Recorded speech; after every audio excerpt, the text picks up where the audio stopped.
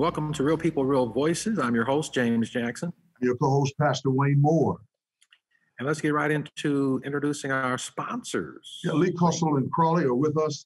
Fervent Care Christian Academy is with us. Marion County Public Health Department, they're with us.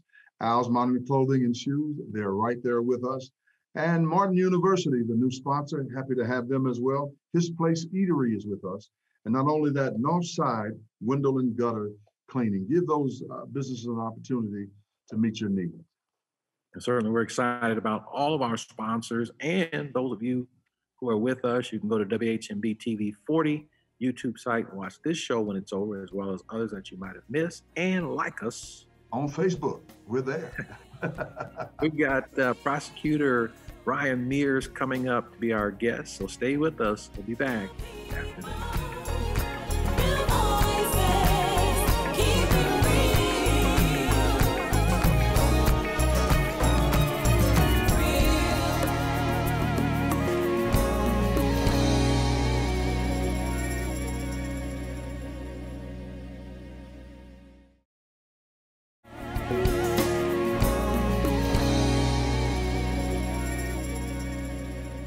Welcome back, and we're joined by Prosecutor Mears. I think you're going to really enjoy what we have together for you on today. Welcome to the program, Prosecutor. Thank you very much for having me. I really look forward to this discussion. Good to have you on today. And of course, we've got Dr. Moore here with us. God bless you, Dr. Moore. Happy to be with you. You know, we have a great time together, and happy to have the prosecutor with us today.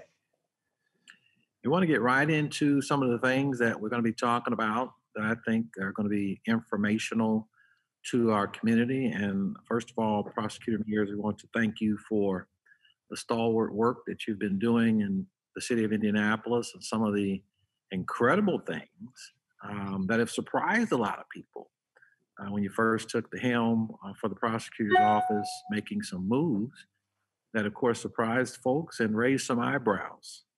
Thank you. Yeah, absolutely. You know, we've tried to be very progressive and make sure that we have an open mind about things. And the one thing that we always try to do with the prosecutor's office, we try to view everything through the mindset of what can we do to help out the community. I think too often times people in law enforcement or the prosecutor's office maybe are looking for ways to jam people up. And that's not the mentality or the approach we want to take. We want to be forward thinking and proactive and trying to reach out and try to help the community. And it's gratifying to get the opportunity to talk with people like you who are members and leaders of the community to kind of share the message of what we're trying to achieve here in the community. Prosecutor Mears, excuse me, Brother Jackson. Go ahead, Brother Jackson. No, because I was going to go on to the second chance, but you had something as it pertains to this, well, so go ahead. Yeah, I think what we, as it pertains to this, the progressive movement, how do you perceive the atmosphere based on how you're moving progressively? Well, so far, I think it's been positively received from the community. I think the one thing that the community is tired is they're tired of people talking about things, and they want to see action, and they want to see government serve the people in a way that helps them out. And I think for too long, too many people saw the government of, we're going to talk about it, but it's more important that we be about it. And so I think when you can point to concrete steps that you take to try to help improve people's lives, the community is appreciative of those efforts. And I think the other part that it also demonstrates is there are a ton of people out there who are in tough situations or in difficult situations who want help. But it's just a matter of bringing those resources to people. And if you bring those resources to individuals, they will try to take advantage of them and make the most of those opportunities. And so for me personally, it's been great. It's been great to see, because it just reminds you of all the good that exists in our communities. And there's just so many people out there who want to be helpful and take advantage of those opportunities. And, you know, I think back, Pastor Moore, you were kind enough to meet me as I was kind of going through this process. And we talked about what should the community be looking for in a prosecutor's office. And you and Pastor Green were very clear with me in terms of what a prosecutor's office needed to do for the community. And I appreciate that guidance, and we've tried to put it into practice. All righty. Thank you. Brother Jackson, you had something? Yeah, Prosecutor Mears, we have a profuse number of people over the years who perhaps have made some choices, resulting in creating some problems for them to be able to get jobs. But, and Dr. Moore, we have talked about this in earlier shows with the second chance, I think, in collaboration with Attorney Lee's office when we're on the radio. Yeah. And Prosecutor Mears, you have a second chance workshop initiative. Talk to us about that. Right. So this is one of our opportunities of reaching out to the community. And one of the things that we did is we talked to people who were in the criminal justice system and talked about what barriers are preventing you from moving forward. And the three biggest things we heard, number one, these prior criminal convictions. It's either making me unemployed, underemployed, or really restricts where I can live because I have a prior felony conviction. Number two, I've got driver's license issues. What can you help on driver's license? And number three was child support. And so what we try to do at these second chance fairs, which we've now made virtual, and so to reduce people's exposure to COVID, we're continuing to do those. What we do is we provide attorneys who are willing to represent people for free and walk them through the expungement process so we can help get people's criminal convictions taken off their record, and then also help them get their driver's license reinstated. And so we have a great partner at our traffic court in Judge Pratt, who does a fantastic job. And is a very reasonable person who, again, wants to help. And we're setting aside literally hundreds, if not thousands, of tickets and waiving hundreds of thousands of dollars in B&V reinstatement fees to help people get their license. You know, the thing that sticks out to me in the traffic court issue in particular is oftentimes people end up with a suspended license, not because they're bad drivers, not because they got a DUI, but because they got pulled over for failure to stop or failure to signal. And they don't have the resources to pay the ticket. And as a consequence, unfortunately, in the state of Indiana, your license automatically gets suspended. And so we have too many good people who are not criminals, who have no nexus to public safety, who are in our traffic court system, who now have their license suspended. And now we're going to criminalize them every time they drive to go to church, every time they drive to go to school, to go to the doctor, the grocery store. And then we create these huge holes and barriers for people to try to climb out of. And it just doesn't make sense. And so we're trying to do everything in our power to reduce those barriers so people can move forward, get a license, and play a more active role in their kids' lives, go to work, make sure they can hear Pastor Moore's sermon on Sundays, drive to church, and make sure everything's okay. Those are the types of things that we want to do to try to help people so they have more, so they're able to have a more full life, but also get them on the road to working and playing an active role in their children's lives. And prosecutors, certainly these are some really great initiatives. We've had some great prosecutors in the past. A lot of your predecessors have done some great things. What makes Prosecutor Mears so different? Well, I think part of it is just we're in a different time, and the times have changed. And I think if you just look back to when we made the announcement on not prosecuting marijuana cases and saying that it disproportionately impacted people of color, I think in October when I made that decision, that was somewhat considered a radical idea. Now I can't walk down the street without people talking to me about inequities that exist in the criminal justice system and what can we do to better address those challenges and issues. And so I think in many ways the conversation has changed because the community has a different level of awareness of what's going on in the criminal justice system and some of the historical issues that have taken place in the criminal justice system. And I think one of the most important things I can do is I don't need to be defensive about those issues, but I think it is important to acknowledge that those issues exist and say, okay, what can we do to help make a difference on these challenges? And I think the community is more aware of these issues. And I've been very encouraged by the number of people in our community who want to partner up to try to help out and make a difference so we can resolve some of these historical issues that have plagued the criminal justice system. Outstanding, and certainly the community, and we appreciate it. We got a lot more. We've got to take a quick break. We want you all to stay with us. A lot of great information coming your way. We'll be back after these messages.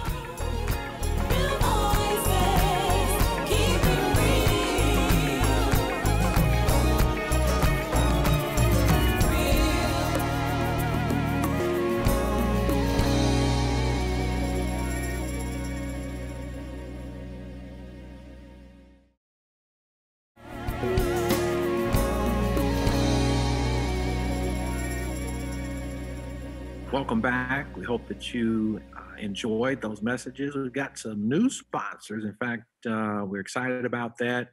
Dr. Moore, His Place Eatery on Yeah, the side of town is one of our sponsors now. How about that?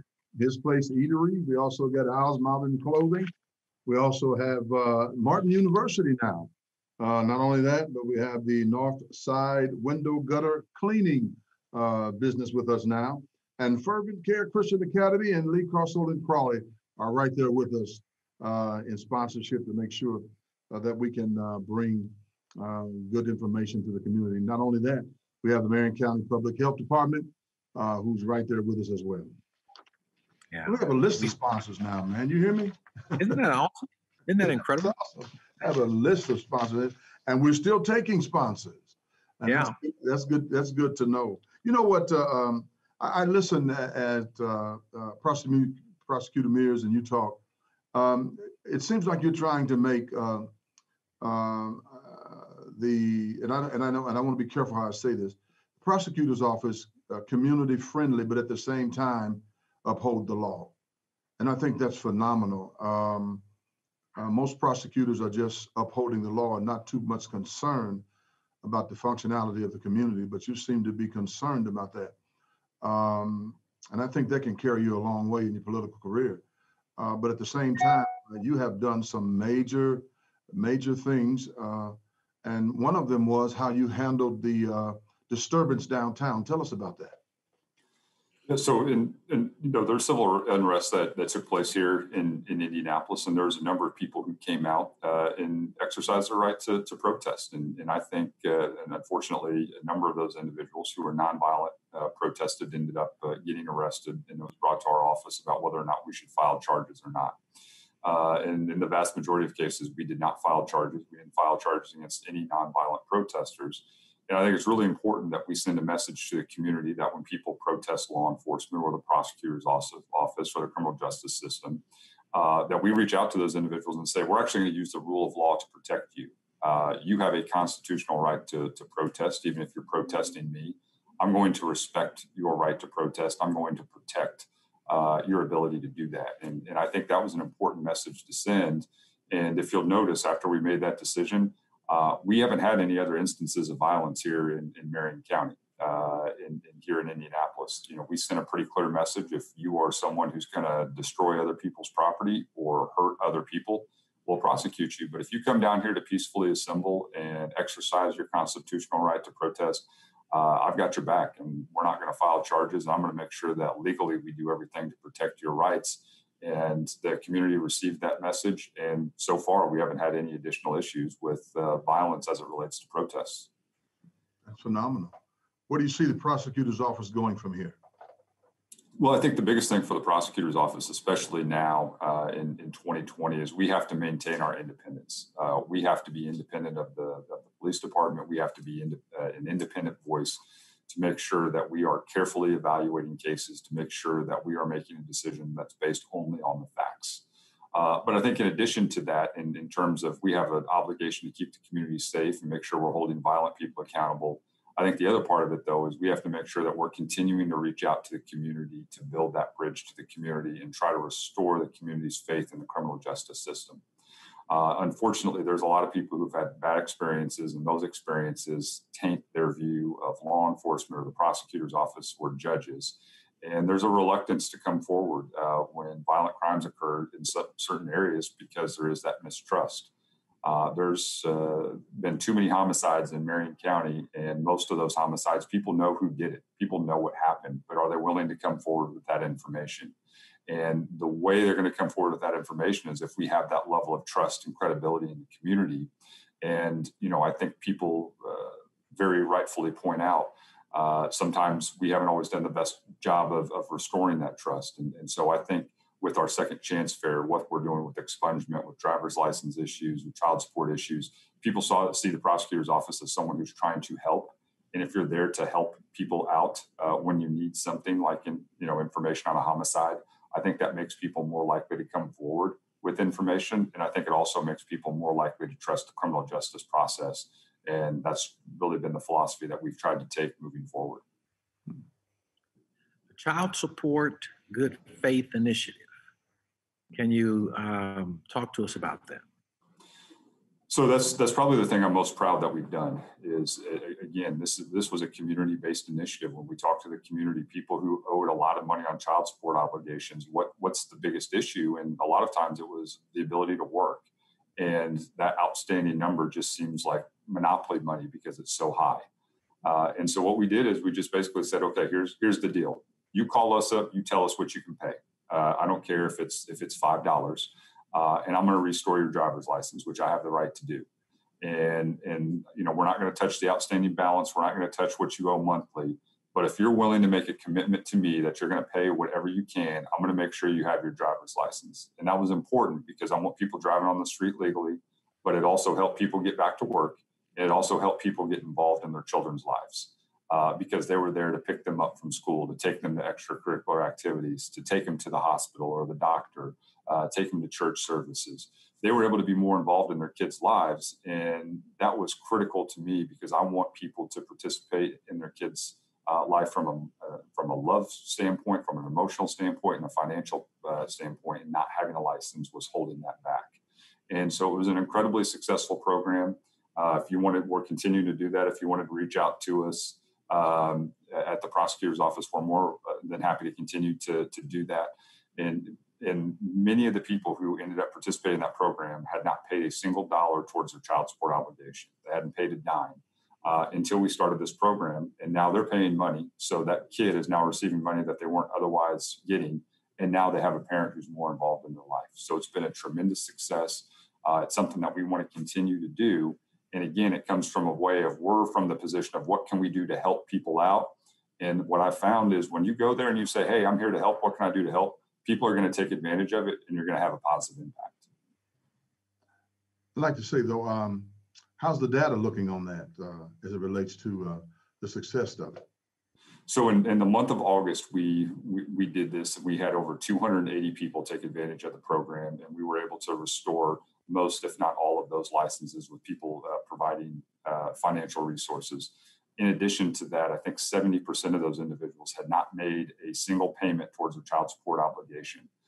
So you're talking about 280 people now have their driver's license who didn't have it before. And then 70% of those individuals had not paid any money towards their child support obligation. That's a tremendous impact in terms of getting people driving on the street legally. And then also all that child support money coming in now towards those kids as people are trying to make good on their child support obligation. It's great. It's great. Those are phenomenal strides in getting our community turned right side up. Yeah. And I like the numerous references to make sure that people can go to church. Well, it's a good place to get guidance, and they've got some good choices on the west side. They got some good choices on the east side and north side. So I hope people take advantage of it. Yeah, I hope so too. I think we need that when we get back into our sanctuaries as well as our parking lot worships as well. But you're doing a great job, and I want to encourage you to continue to do so. Some of the things that you're doing are unconventional in the minds of law enforcement and in the minds of those who sit in political chairs. But you need to be commended on making those type of strides in the community to making the prosecutor's office community friendly, but at the same time upholding the law. That is a new twist for Marion County because most people who are in law enforcement feel that they don't have to be in contact with the community. It's usually us against them, which is a bad habit and behavior to follow. But I hope you will continue to do creative things in the community that will keep the prosecutor's office engaged and the community engaged. And I believe we can do with that taking place, there can be a reduction in crime in the city of Indianapolis and Marion County. I do believe that. Prosecutor Mears, thank you for your time. You've been a great guest today. We've run out of time so quickly. Will you come back again? Oh, I'd love to anytime. And if there's ever anything I can do for you guys, please let me know. I appreciate the conversation. And also thank you for all the work you do in your communities. You do a fantastic job. Thank you. Thank you for being our guest. We'll be back after this. Keep it real.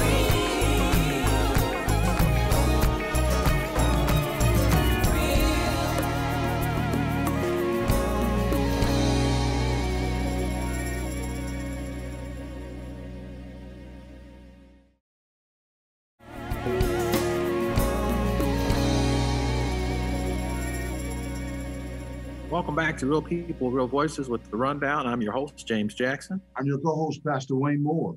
And I'm your executive producer, Faith McKinney. Curtis Baker with TV40. How you guys doing today? Been pretty good. Doing great. Curtis, thank you for all the work you're doing with organizing our sponsors. The list is growing. Yeah. Actually, talked to one of our sponsors, Northside Windows and Gutter. He is so excited. Actually, he's been getting some calls already, and the show has just started with him. So I look forward to having all our sponsors being a beneficiary of this show. Amen. Amen. That. Well, let's get right to it. Ryan Mears. That's a race car driver. Yeah. Yeah, I got it right. Prosecutor Ryan Mears. What do you guys think about him? You know what? I actually think that's a good thing. You know, you touched on the point about prosecutors being viewed in one light. And the fact that he is trying to do something for the community to keep people or keep the situation from being prosecuted is a good thing, I think. Is that kind of what you were thinking, Pastor Moore? Well, I want everybody to chime in on it. I was concerned about the fact about, I thought it was a fresh wind when he talked about community and law enforcement engagement. I thought that was fresh. You never really hear that from the prosecutor's office much. No, you don't. In this climate, now that everything is so volatile, it is refreshing to see somebody who is actually doing things to help the situation and not put borders or walls up to keep people separated. So I think it's great.